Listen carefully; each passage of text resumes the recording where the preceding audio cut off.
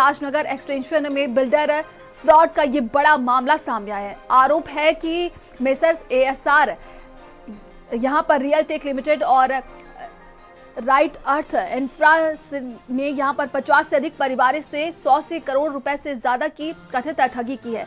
पीड़ितों का कहना है कि जीवन भर की जमा पूंजी डूबने के बाद से डीएम और पुलिस कमिश्नर ने मिलकर इच्छा मृत्यु की मांग तक कर चुके हैं। फिलहाल सभी खरीदार बिल्डर के सेल्स ऑफिस के बाहर धरने पर बैठे हैं और अपनी रकम वापस दिलाने की मांग कर रहे हैं। पीड़ितों का आरोप है कि शिकायत के बावजूद पुलिस ने हल्की धाराओं में FIR दर्ज की है और जांच बेहद धीमी गति से चल रही है।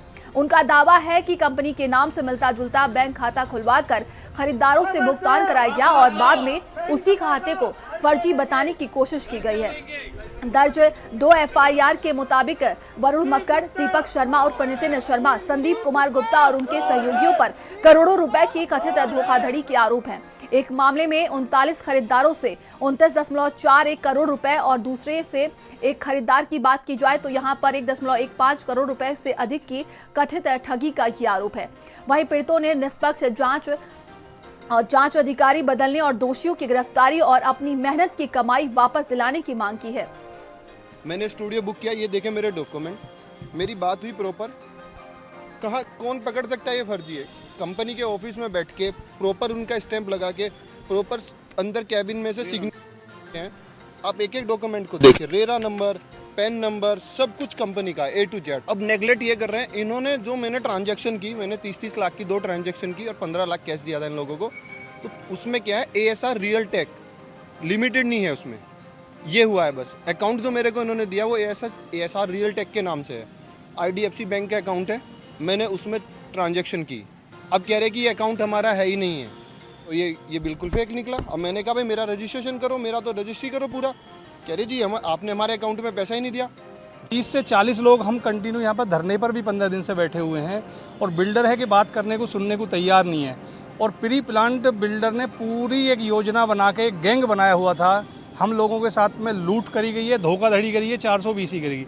पुलिस इतनी इन लोगों को सपोर्ट कर रही है कि आज की तारीख में भी हमसे पहले हम जिस अधिकारी के पास भी जाते हैं, चाहे DM साहब के पास जाएं, CP साहब के पास जाएं, इनके पैरोकार बिल्डरों के वहाँ पर मौजूद होते हैं। हमारी कहीं सुनवाई नहीं हो रही है। सारा कुछ जोड़ के एक ये सपना था कि भी एक पूंजी, एक संपत्ति एक बनाई जाएगी और एक बहुत आस के साथ ये योजना शुरू करी गई थी। लेकिन अब जैसे पुलिस की तरफ से हम लोगों को कोई सहायता नहीं हो रही, कोई मदद नहीं हो रही है, साक्ष्य जलाए जा रहे हैं, बिल्डर की तरफ से दुर्व्यवहार हुआ जा रहा है। बिल्डर सोच रहा है कि भी पुलिस को मैनेज करके कैसे ना कैसे करके इन लोगों को हताश किया जाए। लेकिन हमारी गुहार फिर भी हम प्रशासन से, शासन से यही गुहार करेंगे कि पूंजी है हमारी, बहुत मेहनत की कमाई है और हमने तिनका तिनका करके जोड़ी है, जिसको बिल्डर हड़प करके बैठ गया। गाजियाबाद में 2 बिल्डर्स ने इतना बड़ा फ्रॉड किया है कि आलम यह है कि करीब 40 से ज़्यादा लोग इसका साफ तौर पर शिकार हुए हैं और ये फ्रॉड कोई छोटा मोटा नहीं, तकरीबन 100 करोड़ से ऊपर का फ्रॉड है।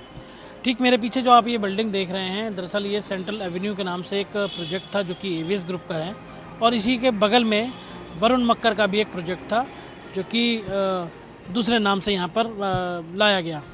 यहाँ पर साहब आप देख सकते होंगे इस वक्त दीवारों पर कि ये विवादित संपत्ति है। अब उनके हाथ में अगर है तो केवल ये कागज़ के पुलिंदे, पैसे के नाम पर उनका पैसा बिल्डर ने ले लिया है और पोजीशन दिया नहीं जा रहा।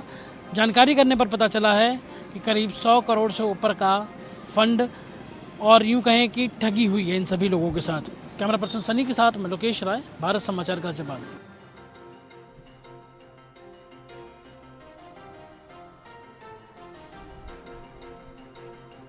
तो 2 बिल्डरों पर यहाँ पर ये बड़ी ठगी का आरोप लगा है